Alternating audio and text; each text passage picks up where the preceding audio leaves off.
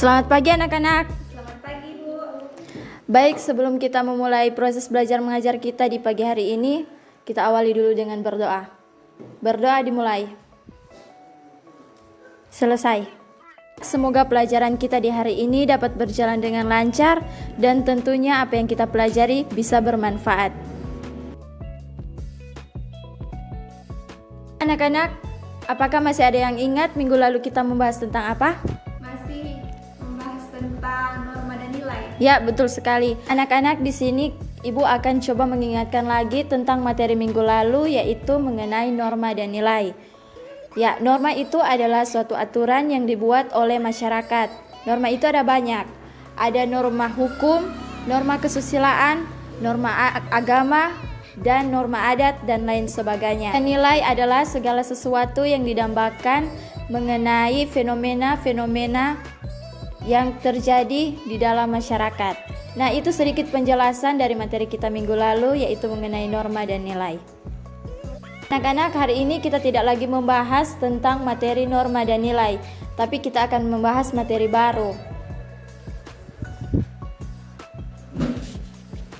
Dan materi kita di hari ini adalah tentang penyimpangan sosial.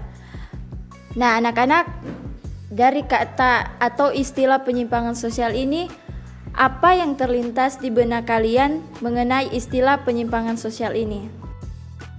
Ibu, penyimpangan sosial itu adalah suatu tindakan yang salah. Baik sekali jawaban dari adik Melisa. Dan di sini Ibu akan menambahkan jawaban dari adik Melisa. Jadi penyimpangan sosial itu adalah suatu tindakan yang negatif, yang melanggar norma dan tidak sesuai dengan aturan yang ada di masyarakat. Di sini Ibu akan coba memberikan contoh tentang penyimpangan sosial atau perilaku menyimpang. Misalnya dalam satu kelompok ada individu yang pengennya ke kanan, tetapi di sisi lain ada individu malah ke kiri. Akhirnya apa? Mereka tidak sesuai, tidak sejalan. Dan apa yang tidak sesuai dan tidak sejalan itu disebut dengan perilaku menyimpang. Apakah sampai di sini sudah ada yang paham? Anak, sekarang kita akan mempelajari tentang penggolongan penyimpangan sosial berdasarkan sifatnya, yaitu bersifat negatif dan bersifat positif. Di sini Ibu akan mencoba menjelaskan dulu penyimpangan sosial yang bersifat negatif. Adalah perilaku yang tidak baik, perilaku yang melanggar norma dan dianggap tidak baik oleh masyarakat. Contohnya tawuran siswa. Di sini tawuran siswa ini dianggap sebagai perilaku menyimpang karena yang pertama dapat melanggar norma dan dianggap tidak baik oleh masyarakat. Yang kedua dapat merugikan fasilitas-fasilitas yang ada di dalam masyarakat. Penyimpangan sosial yang bersifat positif. Penyimpangan sosial yang bersifat positif ini adalah suatu perilaku yang dilakukan individu atau kelompok yang dianggap baik oleh masyarakat dan tidak dapat merugikan siapapun. Contohnya makeup artist. Di sini yang kita ketahui bahwa yang menyukai makeup itu atau yang menyukai rias-merias itu adalah perempuan.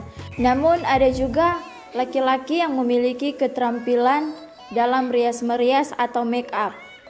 Dan di sini menurut sudut pandang masyarakat dianggap baik karena tidak dapat merugikan siapapun dan dapat menghasilkan jasa bagi banyak orang. Baik, dari penjelasan tadi, apakah ada tanggapan dari anak-anak sekalian? Ada, Ibu.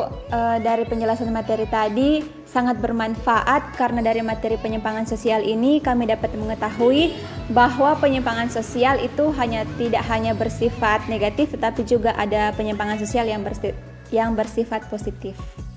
Baik, terima kasih atas tanggapannya. Nah, anak-anak, semoga Ibu harap dari materi penyimpangan sosial di hari ini anak-anak bisa mengetahui mana yang baik harus diterapkan dan ditingkatkan, mana yang buruk itu ditinggalkan. Baik anak-anak, karena waktu pembelajarannya sudah selesai, mari kita akhiri kegiatan belajar mengajar kita ini dengan berdoa. Berdoa dimulai. Selesai. Terima kasih anak-anak atas perhatian dan partisipasi aktifnya dalam mengikuti kegiatan belajar mengajar mata pelajaran sosiologi. Sama-sama Ibu. Ya, shalom, selamat pagi. Shalom.